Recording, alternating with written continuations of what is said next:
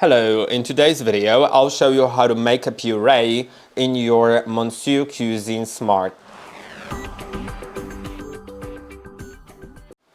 To make a puree, it's actually very simple. You can go to the modes and find the puree mode on the bottom. This mode automatically sets the other settings for you. You could also use the manual mode and just set the speed to 8 and the direction to turn right. Then the time can be set.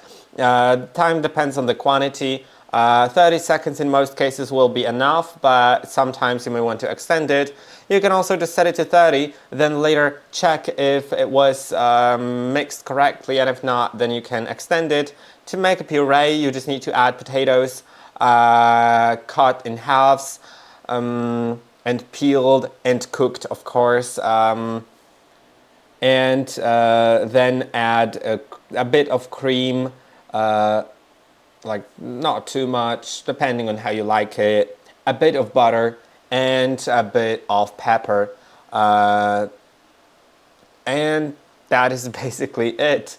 You could just start the mode. Let's start spinning and let's try to do it. It'll be quite loud, so get ready for it.